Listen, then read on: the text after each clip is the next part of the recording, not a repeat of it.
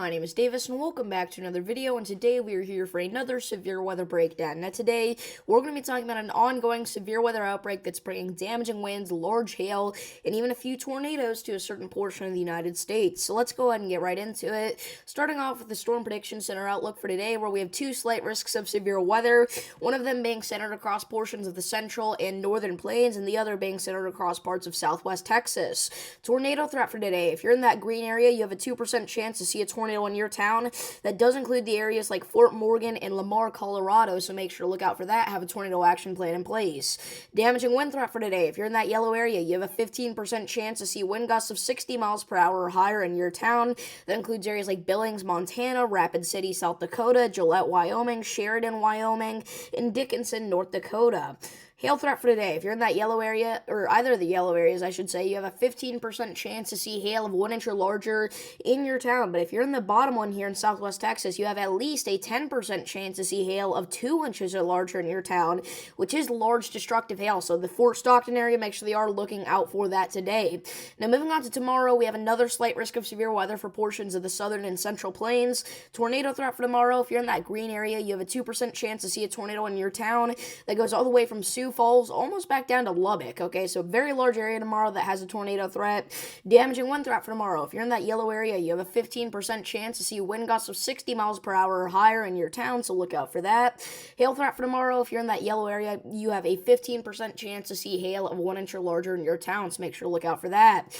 Now moving on to Friday, we have another slight risk of severe weather across portions of Dixie Alley, but it's too early to break down the threats that brings.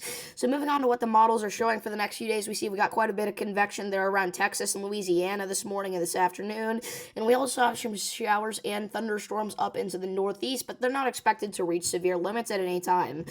By 3 p.m., we are talking about the potential for some strong to severe thunderstorms impacting southwestern Louisiana, so we'll make sure to look out for that. By 7 p.m. tonight, we can start to see our plains event get going.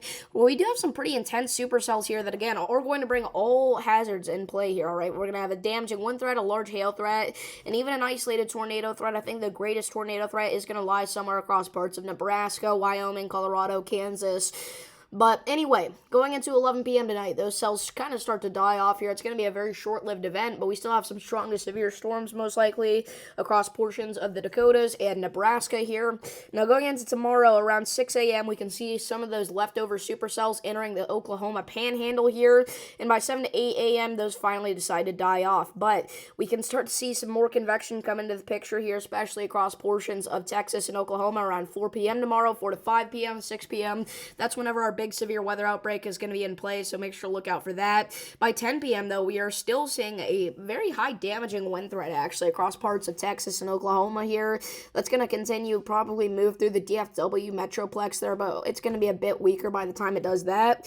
Fun fact, a storm the other day, not even a tornado, just a regular thunderstorm, killed 2 people in the DFW Metroplex the other day, okay? Now, that is just, actually, that was yesterday morning, I believe. That just goes to show that even severe thunderstorms are something to look out for, all right? Don't treat it like it's just a reason, to go outside and take some footage, all right? You need to make sure that you're getting indoors if you are in any severe thunderstorm warning ever, because nobody was expecting that to happen in the DFW Metroplex, but it did anyway.